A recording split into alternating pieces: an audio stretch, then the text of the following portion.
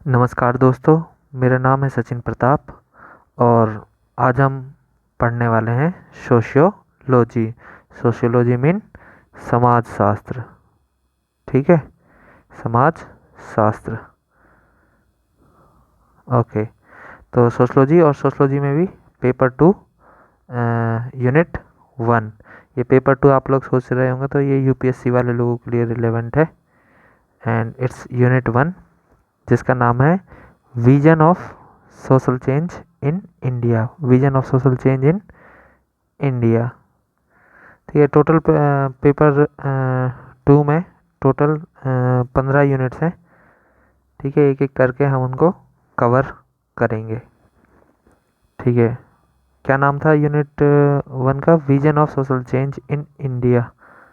ठीक है, और ये वीडियो रिलेवेंट है हमारे उन लोगों के लिए जो कर रहे हैं अपनी यूपीएससी की तैयारी, यूपीएससी सिविल सर्विस एग्जामिनेशन, जिसका ऑप्शनल है सोशियोलॉजी, या फिर GS2 के लिए भी काफ़ी हेल्पफुल होती है इसमें, बिकॉज सोशियोलॉजी का जो सिलेबस है वो GS2 से काफ़ी ओवरलैप होता है।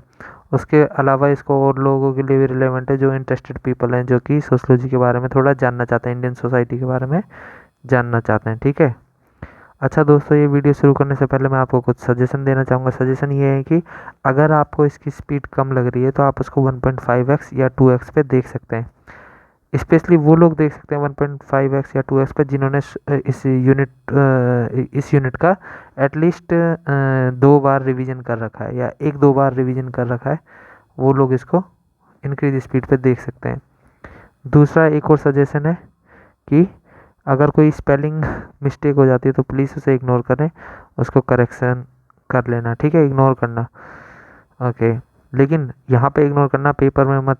ठीक है, कभी पेपर में भी कर दो कि भाई पेपर में भी। ठीक है, पेपर में मत करना है, पेपर में सही करना है स्पेलिंग। अच्छा दोस्तों, ये जो आज हम जिस तरीके से पढ़ने वाले हैं ना, ये कोई नॉर्मल तरीका नहीं है। ये है स्मार्ट लर्निंग टेक्निक्स। ये आपके नॉर्मल टीचर जो अदर एजुकेटर वीडियोस डालते हैं सोशोलॉजी के, उससे काफ़ी काफ़ी काफ़ी ज़्यादा अलग है, काफ़ी ज़्यादा अलग है। और ये काफ़ी ज़्यादा हेल्पफुल होगी क्योंकि इसमें हम यूज कर रहे हैं active learning active learning system का। इसके बारे में दोबारा पढ़ेंगे। ठीक है, एक्टिव लर्निंग सिस्टम। अब आप सोच रहे होंगे एक्टिव लर्निंग सिस्टम क्या होता है। बेसिकली दोस्तों, हम कुछ भी चीज़ पढ़ते हैं उसको 2 तरीके से, एक होती है एक्टिव लर्निंग जो कि ये लिख रही है, एक होती है पैसिव लर्निंग जो कि हम जनरली अपने स्कूल से करते आ रहे हैं। पैसिव लर्निंग में जैसे हमने हमने कुछ नहीं करा, बुक खोली और उसका रिवीजन रिवीजन मतलब पढ़ा पढ़ा पढ़ा पढ़ा पढ़ा पढ़ा फ्रॉम A to Z। पढ़ा पढ़ा पढ़ा पढ़ा पढ़ा पढ़ा पढ़ा पढ़ा पढ़ा so many pages we cover. बस पढ़ के लास्ट में सोचते हैं हाँ पढ़ लिया सारा। लेकिन एक्टिव लर्निंग में ना हम सिर्फ पढ़ते नहीं हैं, अलग अलग तरीक़े से पढ़ते हैं और अगेन अगेन बीच बीच में उसका टेस्ट करते हैं, रिकॉल करते हैं। ठीक है, रिकॉल करते हैं और डिस्कस करते हैं अपने दोस्तों के साथ, जैसे कि मैं अभी आप लोगों के साथ कर रहा हूँ, है ना। तो कई सारी चीज़ों से मिलके बना होती है एक्टिव लर्निंग, जिसमें सिर्फ और सिर्फ पढ़ना नहीं होता, डिस्कशन, रिकॉल और टेस्टिंग, कई सारी चीज़ होती हैं। वो धीरे धीरे करके हम कवर करेंगे। अभी हम इस चीज़ पे फोकस कर रहे हैं, डिस्कसिंग, जैसे कि मैं डिस्कस कर रहा हूँ आप लोगों के साथ। ठीक है, एंड ये एक्टिव लर्निंग सिस्टम पार्ट होता है हायर ऑर्डर लर्निंग का। दोस्तों, लर्निंग के ऊपर अलग अलग रिसर्च हो चुकी हैं और कई सारी रिसर्च करके इस कंक्लूजन पे आया है कि लर्निंग 2 टाइप की होती है, एक हायर ऑर्डर, एक लोअर ऑर्डर। ठीक है, जनरली हम जो लर्निंग करते हैं, जैसे कि हम किसी चीज़ को रोट लर्निंग करते हैं। ठीक है, हम किसी चीज़ को रोट लर्निंग करते हैं, रिमेंबर करते हैं। ठीक है, डेफिनेशन करते हैं या फिर डिफाइन करते हैं, वो सब lower order. Higher order learning जैसे कि यूपीएससी में क्वेश्चन पूछता है एनालाइज। ठीक है, एनालाइज, एग्जामिन, ये सब चीज़, हाउ, रिलेशन, इसमें रिलेशन देखते हैं चीज़ों के बीच में, तो ये उसका पार्ट है। ये जो दोस्तों इस तरीके से हम रिवीजन करने वाले हैं ना, ये आपका बहुत बहुत बहुत बेनिफिशियल होगा, बहुत, आपको एंड रिजल्ट बहुत अच्छा मिलेगा। ठीक है, अब जब हम इस यूनिट को करेंगे, यूनिट नंबर 1 को, ठीक है, सोशोलॉजी पेपर 2 यूनिट नंबर 1 को कवर करेंगे, तो इसमें आपका क्या रोल होगा? देखो, मेरा रोल होगा इस यूनिट के बारे में कुछ चीज़ बताना, कुछ चीज़ नहीं, कंसेप्ट बताना। ठीक है, कंसेप्ट। ओके, मेरा रोल होगा इस यूनिट के बारे में कंसेप्ट, मेन कंसेप्ट बताना। ठीक है, क्योंकि ठीक है, मेन कंसेप्ट बताना। और दूसरा, हाँ, मेन कंसेप्ट बताना कि भाई क्या क्या चीज़ है, ये चीज़ है, ये ऐसे रिलेटेड है, ये ऐसे रिलेटेड है, ये ऐसे रिलेटेड है, और ये मिलकर लास्ट में हमारा रिजल्ट बना देता है। ये कंक्लूजन है इस यूनिट का। ठीक है, इस टाइप की चीज़।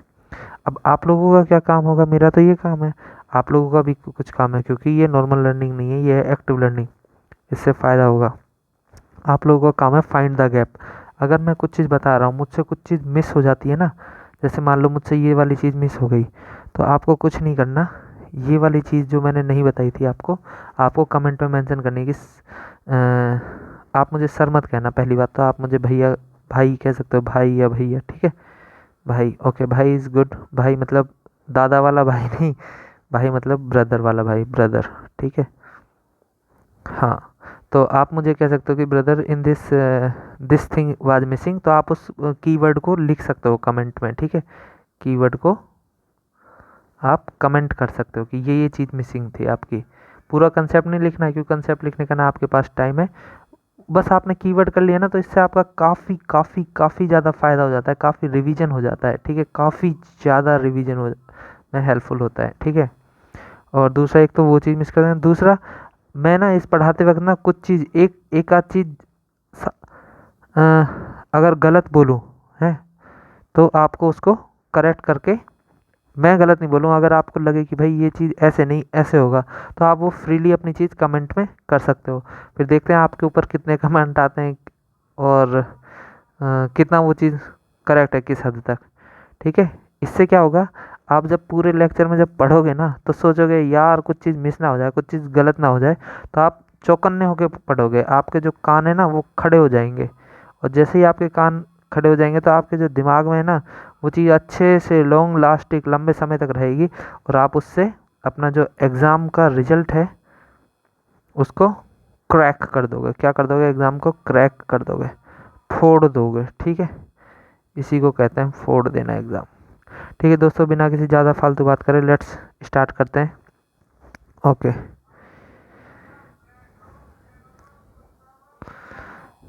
तो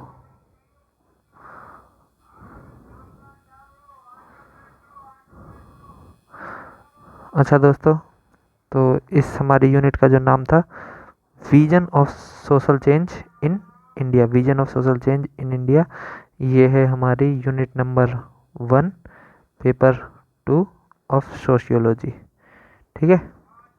vision of social change in India. Okay, let's start. तो दोस्तों, विजन ऑफ सोशल चेंज, जब भी आपके मन में vision of social change in India आएगा, तो क्या आ रहा है आपके मन में, सोचो। Vision of social change in India, India में कुछ डेफिनेटली चेंज हुए हैं, और वो चेंज कैसे हैं, सोशल चेंज हुए हैं इंडिया में, ठीक है। सोशल चेंज हुए हैं हमारे इंडिया में, और उसका विजन है। तो सोशल चेंज कैसे हुए होंगे, सोशल चेंज हुए होंगे हमारे, जैसे कि एक कम्युनिटी डेवलपमेंट प्रोग्राम, आप ऐसे याद कर सकते हो इसको, एग्रीकल्चर सेक्टर में, एग्रीकल्चर सेक्टर में और इंडस्ट्री में। अच्छा, ये चेंज को देखो, चेंज कुछ भी चीज़ में चेंज होता है फ्रॉम पोजीशन 1 टू पोजीशन 2, तो हमें ये तो पता रहना चाहिए ना, चेंज तभी तो होगा जब उसे हमें उसकी पोजीशन पता हो, किस पोजीशन में, पोजीशन 1 से पोजीशन 2 में।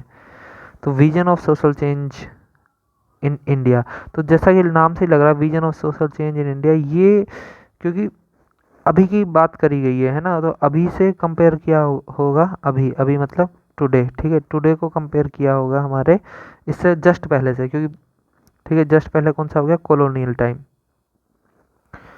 तो कॉलोनियल टाइम से टुडे में क्या क्या चेंज हुए हैं, तो सबसे पहले एक तो एग्रीकल्चर चेंज हुआ था, दूसरा इंडस्ट्रियल, इंडस्ट्रियल चेंज, तीसरा इसमें चेंज हुआ है हमारा एग्रीकल्चर, इंडस्ट्रियल, सोसाइटी, जैसे कि विलेज, सिटी, ये सब पार्ट हो गए सोसाइटी, है ना, इन सब में चेंज। तो क्या इन चीज़ों की बात कर रहे हैं, ठीक है, agriculture, industry, village and society. उसके अलावा चेंज किया गया है हमारा, जैसे कि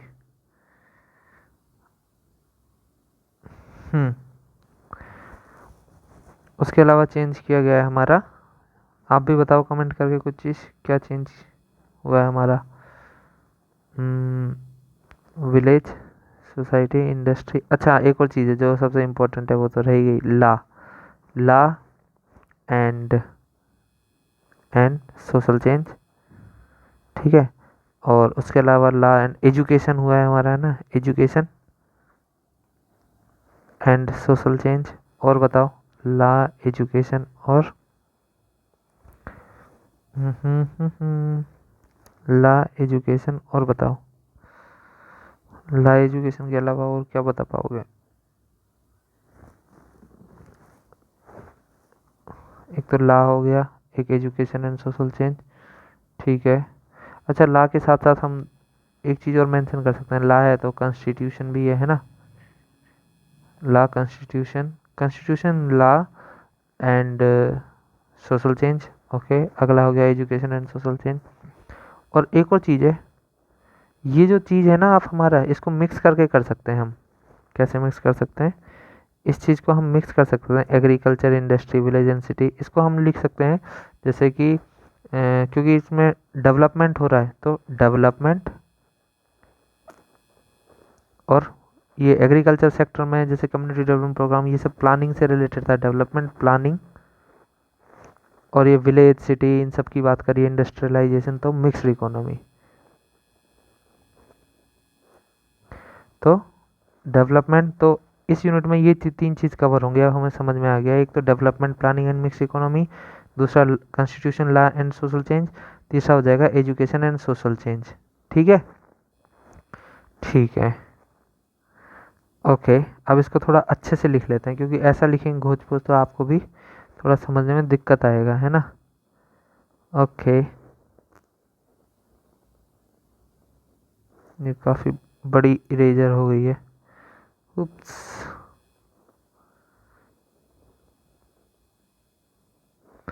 ठीक है दोस्तों, तो विजन ऑफ सोशल चेंज में हमारे तीन चीज़ साफ साफ आ गई है। कौन कौन सी तीन चीज़ आई हैं बताओ मुझको, बोलो बोलो बोलो, ये क्या हो गया? हाँ, बोलो, तीन चीज़ अभी अभी आई थी ना, अरे बोलो। हाँ, सबसे पहले हो गया था आइडिया ऑफ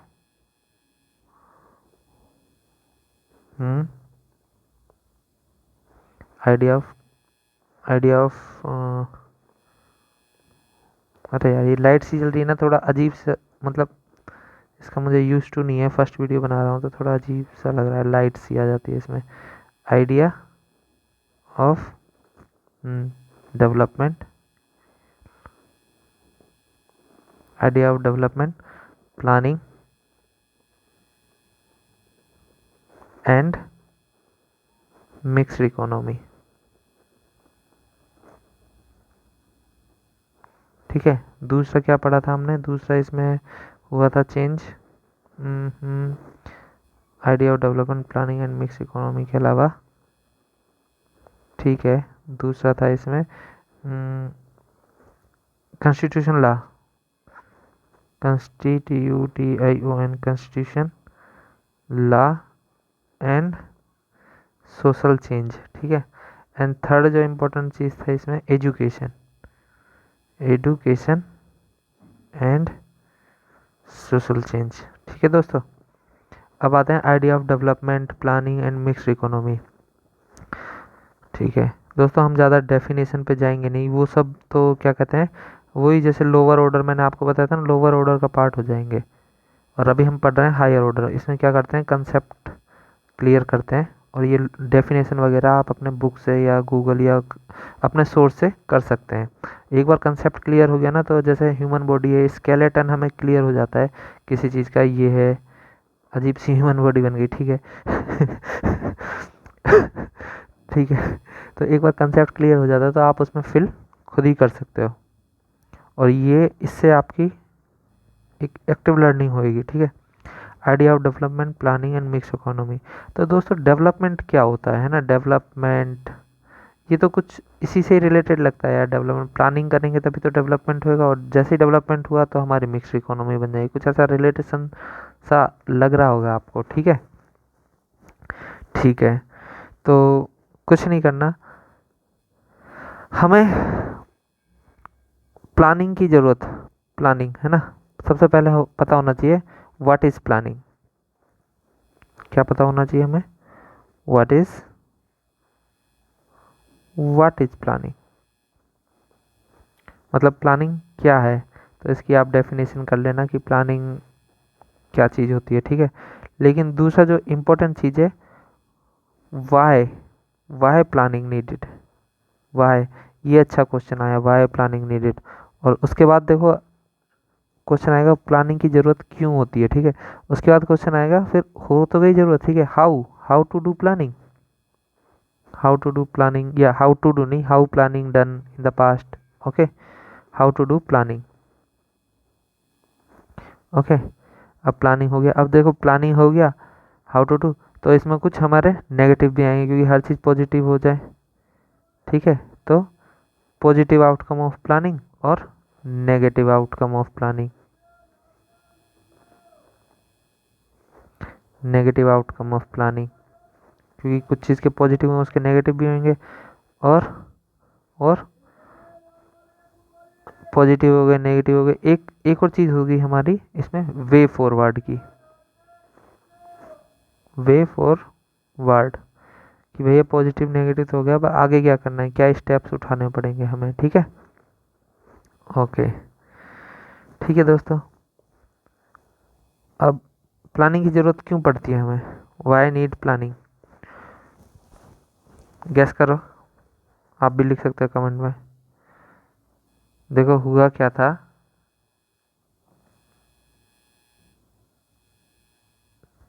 ड्यूरिंग ब्रिटिश, ठीक है, ड्यूरिंग ब्रिटिश नहीं, कॉलोनियल कह लो इसको, colonial, during colonial period they change our whole economic system and they change our whole economic system, जिसकी वजह से हमारे यहाँ पर पॉवर्टी बढ़ गई, ठीक है, एंड पॉवर्टी बढ़ गई। और दूसरा एग्रीकल्चर सेक्टर में लोगों की संख्या बढ़ गई क्योंकि आर्टिशन एंड जो क्राफ्टमैन थे हमारे, ओके, ट्रेडिशनल, ठीक है, ट्रेडिशनल आर्टिसन क्राफ्टमैन थे, वो हमारे रन किए एग्रीकल्चर सेक्टर की तरफ। और जैसे ही एग्रीकल्चर सेक्टर की तरफ रन किए तो वहाँ पर एग्रीकल्चर में लोगों की संख्या बढ़ गई, जिसका रिजल्ट आया कि वहाँ पे पॉवर्टी बढ़ गई। अब ये रन क्यों किए थे एग्रीकल्चर, क्योंकि ब्रिटिशर्स, कहाँ है हमारा ब्रिटिशर, ये ब्रिटिशर्स ने उनका जो ट्रेडिशनल क्राफ्टमैन, जैसे कि जो हमारे यहाँ पे जैसे कि क्लॉथ था, है ना, क्लॉथ और किंग्स कोट्स, उनको तबाह कर दिया था, बर्बाद कर दिया था। क्लॉथ इंडस्ट्री, वेस्टर्न क्लॉथ्स हमारे यहाँ आने लगे कोर्ट्स में, राजाओं का, क्योंकि राज्य उन्होंने हड़प लिया तो उसके कोर्ट में जो भी वो होते थे, हाँ, आर्टिस्ट, उनको अपने गांव जाना पड़ा, उनका रोजगार छिन गया, ठीक है। तो इस तरीके से वहाँ पे पॉवर्टी बन गई थी। अब पॉवर्टी हो गई थी, इसके अलावा और भी कई सारे सिस्टम थे, जैसे कि एग्रीकल्चर में अब लोगों की संख्या तो बढ़ गई, इन्होंने रेवेन्यू बहुत करा और रिफॉर्म नहीं करा एग्रीकल्चर सेक्टर में, no reforms, no infrastructure, no infra, ठीक है, नो मैकेनाइजेशन, और सबसे इम्पोर्टेंट जो एग्रीकल्चर में पानी की ज़रूरत होती है ना, इरिगेशन, इन सब पे बिल्कुल ध्यान नहीं दिया, जिसकी वजह से एग्रीकल्चर की हालत बहुत बेकार हो गई। और इंडिया की मोस्ट पॉपुलेशन है ना, मोस्ट पॉपुलेशन इवन अभी भी नियरली 57% रहती है, तो तब तो बहुत ही ज़्यादा रहती थी, मुझे एग्जैक्ट फिगर नहीं पता, 80% मैं कह सकता हूँ, आप इसको एक बार चेक कर लेना। 80% people use to work in agriculture sector, तो उन सब की हालत इतनी ख़राब हो रही थी, तो गवर्नमेंट जैसे ही इंडिपेंडेंट है ना 1947, तो उनका मेन फोकस तो भाई इंडिया की प्रोग्रेस करना। और इंडिया कहाँ पे बसता है, इंडिया बसता है हमारा गाँवों में, कहाँ बसता है इंडिया हमारा, गाँवों में। तो उसके लिए हमें उनकी हालत सुधारने के लिए हमें प्लानिंग की ज़रूरत पड़ी थी, ठीक है दोस्तों। आई होप आपको ये बिल्कुल क्लियर हो गया कि प्लानिंग की ज़रूरत क्यों पड़ी। इसका एक main reason poverty, agriculture and population, poverty, agriculture, population. ठीक है। अरे यार आपको ये साफ नहीं दिख रहा होगा ना, सॉरी। पॉवर्टी एग्रीकल्चर, हाँ अब साफ दिखेगा। पॉवर्टी एग्रीकल्चर पॉपुलेशन, ठीक है। Poverty agriculture population. हाँ, तो ये कुछ one of the main reason हो सकते हैं, ठीक है, इंडिया के वो बढ़ने के। अब आ जाते हैं how to do planning. How to do planning, ठीक है, प्लानिंग कैसे करें। तो ठीक है, प्लानिंग कैसे करते हैं, आप सोचो प्लानिंग कैसे करेंगे। प्लानिंग के लिए क्या करा होगा आप सोचो, मैं बताता हूँ प्लानिंग के लिए क्या किया होगा। प्लानिंग के लिए उन्होंने बैठाए होंगे 5 ईयर प्लान्स। 5 ईयर प्लान हुए थे 1952 से। आपने अलग हिस्ट्री वगैरह या इंडिया आफ्टर इंडिपेंडेंस में पढ़ा होगा 5 year plans after 1952। First 5 year plan specially focus on agriculture sector, okay, to improve their condition. Okay, how to do, एक तो 5 ईयर प्लान और अलग अलग कम्युनिटी डेवलपमेंट प्रोग्राम, ठीक है, और नेशनल सर्विस स्कीम। आपको इसके बारे में पता नहीं होगा बट गूगल कर लेना, these are very helpful. Okay, community development programme, national service scheme, इसके बारे में तो आप नेक्स्ट यूनिट में भी पढ़ लोगे, ठीक है। Community development, national service scheme और हाउ टू डू प्लानिंग। बताओ बताओ बताओ, community development, national service scheme, ठीक है, जो भी है। अब ये प्लानिंग तो कर ली, अब इसके कुछ पॉजिटिव आउटकम है, कुछ नेगेटिव। पॉजिटिव आउटकम क्या हुआ, अच्छा एक और चीज़ था, ग्रीन रिवॉल्यूशन। ग्रीन रेवोल्यूशन, इसके बारे में तो आपने पढ़ा ही होगा। ग्रीन रेवोल्यूशन भी एक प्लानिंग का ही पार्ट था। और अदर रिवॉल्यूशन, अदर जैसे कि white, red, after the success of green revolution, white revolution for milk and red revolution for, ये आप मुझे कमेंट में करके बताना, ठीक है। हाँ, ग्रीन रेवोल्यूशन हुआ था हमारा wheat and mainly wheat and rice का, ठीक है। लेकिन ये जो इतने सारे प्लान किए ना, आप देखोगे दोस्तों, ये प्लान ये प्लान ये प्लान, इतने सारे प्लान तो कर लिए, ठीक है, लेकिन इनके ना जो फ़ायदा, जिस चीज़ को सोच के करे थे उसके कुछ पॉजिटिव आउटकम भी आए और कुछ नेगेटिव आउटकम भी आए। पॉजिटिव आउटकम क्या थे आप बताओ। पॉजिटिव आउटकम था कि भैया हमारे यहाँ जैसे कि ग्रीन रिवोल्यूशन को, अब इसमें से ना आप एक एक को उठाकर उसका फ़ायदा सोच के वो यहाँ पे लिख सकते हो। पॉजिटिव आउटकम जैसे कि due to green revolution productivity increase and self sufficiency in food, है ना, फूड सिक्योरिटी, ऐसी food security increase, productivity increase, food security increase and commercialisation of agriculture. पहले बस सेल्फ सफिशिएंट होता था, अब कमर्शियलाइज। अब आप सोचोगे कमर्शियल, अरे कमर्शियलाइजेशन मतलब मार्केट में बेचने के लिए फसल का पैदावार करना, ठीक है। पहले वो बस खुद के खाने के लिए पैदा करते थे किसान लोग। इसके कुछ नेगेटिव आउटकम्स भी आए हैं। नेगेटिव आउटकम्स क्या हो, नेगेटिव्स तो बहुत ज़्यादा हुए हैं, पॉजिटिव से ज़्यादा। First of all inequality, negative को दूसरे कलर से करते हैं ताकि आपको साफ साफ दिख जाए, ठीक है। आप बताओ क्या होगा नेगेटिव आउटकम। नेगेटिव आउटकम हो जाएगा इनइक्वालिटी इंक्रीज। अब इनइक्वालिटी कैसी इंक्रीज, एक तो रीजनल इनइक्वालिटी भी, ठीक है, रीजनल रीजनल इनइक्वालिटी, जैसे कि इंडिया है, ओके,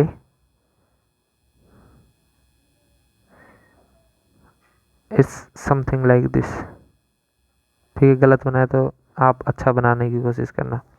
हाँ, इनइक्वालिटी इंक्रीज हो गई। अब इनइक्वालिटी कैसे, रीजनल, पहले ये रीजनल इनइक्वालिटी, जैसे कि इंडिया के जो कुछ रीजन है, जैसे कि ये हमारा पंजाब हरियाणा हो गया, वेस्टर्न यूपी हो गया, यहाँ पे तो इसका बहुत ज़्यादा फ़ायदा मिला है ना, बहुत ज़्यादा फ़ायदा फ़ायदा फ़ायदा फ़ायदा क्यों मिला, वाई फ़ायदा, ये अलग कहानी है। चलो ये भी बता देता हूँ। वाई यहाँ पे कई सारी, मतलब एक तो उसकी फैसिलिटी काफ़ी अच्छी थी, क्या नाम है, अरे खेती के लिए सबसे ज़्यादा इम्पोर्टेंट क्या होता है, पानी। पानी मतलब इरिगेशन, ठीक है। इरिगेशन की फैसिलिटी काफ़ी अच्छी थी, ठीक है। ये वाई के बारे में बाद में जानेंगे, पहले हम यही जान लेते हैं कि इसका नुकसान क्या होगा। एक तो इनक्वालिटी इंक्रीज हो गई, क्योंकि कुछ रीजन में तो फ़ायदा हुआ और कुछ रीजन हमारे वैसे ही रह गए, जैसे कि बिहार, वेस्ट बंगाल एंड बिहार में तो स्पेशली फ्यूडल सिस्टम ही रहा अभी तक, है ना। FEDL स्पेलिंग देख लेना दोस्तों, ठीक है। फ्यूडल सिस्टम बना रहा है। यहाँ पे क्या होता है, कमर्शलाइजेशन हो गया, कमर्शियलाइजेशन हो गया, यहाँ पे फ्यूडल सिस्टम बना रहा बिहार में। और ये गुजरात, महाराष्ट्र, वेस्ट उड़ीसा, यहाँ पर इनको अलग कलर से दिखाता हूँ, गुजरात, महाराष्ट्र एंड उड़ीसा, यहाँ पे feudal plus commercial, commercial plus feudal system रहा। मतलब डेवलपमेंट हुआ बट उतना नहीं हुआ जितना इधर हुआ, ठीक है। और यहाँ पे तो पूरा फ्यूडल ही बना रहा बिहार में। उसके रीजन अलग अलग हो सकते हैं। अभी हमारा मेन फोकस था कि भैया negative outcome of this planning. एक तो इनक्वालिटी इंक्रीज होगी रीजनल, प्लस ये तो रीजनल इनक्वालिटी, प्लस एक और तरह की इनक्वालिटी होती है, गैस करके बताओ। इनक्वालिटी बिटवीन पीपल, ठीक है। द रिच फार्मर और जो लैंडलॉर्ड थे वो मोर रिच हो गए, और जो बेचारे लोअर थे वो और लोअर हो गए। अब ये क्यों हो गए, ये होती है एक्टिव लर्निंग दोस्तों। ये रिच क्यों हो गए, ये लोअर, अरे भाई इनके पास ना, क्योंकि अब ये क्या कहते हैं, ग्रीन रेवोल्यूशन किया तो उसमें सिर्फ ये नहीं है जादू से कर दिया। अरे भाई कॉस्ट इंक्रीज हो गई, कॉस्ट ऑफ प्रोडक्शन। कैसे कॉस्ट ऑफ प्रोडक्शन, क्योंकि इनके पास रिच लोगों के पास तो यहाँ के लिए मशीनें थी, मशीन और फर्टिलाइज़र के लिए रुपए थे। मतलब ये कैपेबल थे उसको इम्प्लीमेंट करने के लिए, मशीन खरीदने के लिए, फर्टिलाइज़र खरीदने के लिए, और इरिगेशन के लिए पंप खरीदने के लिए, ये सब।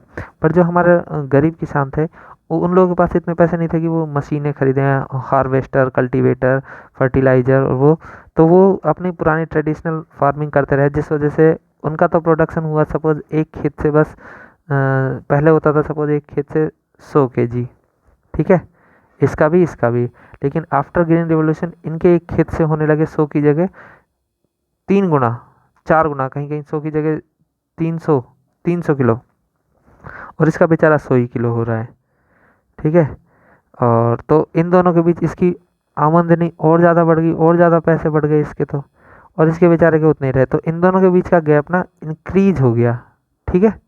तो ये भी एक तरीके की इनइक्वालिटी, पीपल के बीच में, रीजन में इनइक्वालिटी इंक्रीज हो गई। और इनइक्वालिटी के अलावा एक और नुकसान है कन्फ्लिक्ट। अब देखो भाई कन्फ्लिक्ट हो गए, कहीं भी रिसोर्स का अगर इनइक्वालिटी होगी तो इनइक्वालिटी लीड्स टू कन्फ्लिक्ट, क्योंकि ये लोग भी अपने लिए अधिकार मांगने लगे, है ना, डिफरेंट डिफरेंट, जैसे कि सब्सिडी वगैरह, है ना। ओके, इनइक्वालिटी कन्फ्लिक्ट इंक्रीज हो गया बिटवीन रीजन। हाँ, कन्फ्लिक्ट सिर्फ लोगों के बीच में नहीं, रीजन के बीच में भी।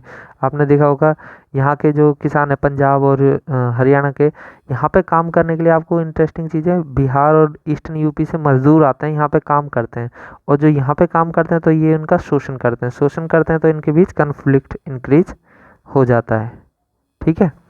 अब इसके बारे में अच्छे से और समझा सकता हूँ, बट यार दोस्तों इतना तो मतलब मैं बस ऊपर से मैं बस थोड़ा सा आपको हल्का सा हिंट दे देता हूँ, बाकी आपको खुद भी सोचना है पॉज कर करके कि यार ये कन्फ्लिक्ट क्यों हो जाएगा। और अगर आपको किसी क्वेश्चन का आंसर नहीं मिलता तो आप उसको अपने किसी कॉपी में लिख लें कि भाई ये मेरा क्वेश्चन है, इसका मैं बाद में सोल्व करूँगा, अभी इसको देख लेता हूँ, और उसको ज़रूर सोल्व करना। बट ये क्वेश्चन जनरेट होना ना बहुत अच्छी बात है।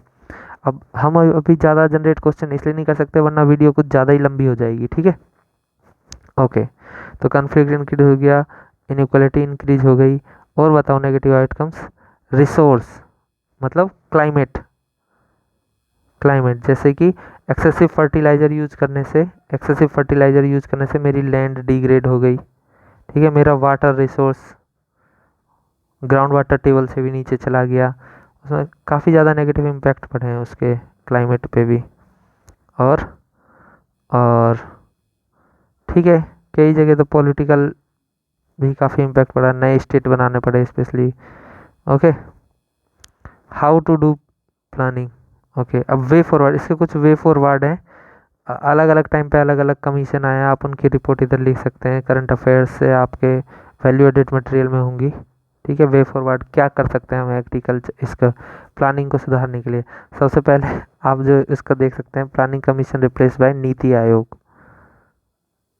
नीति आयोग फॉर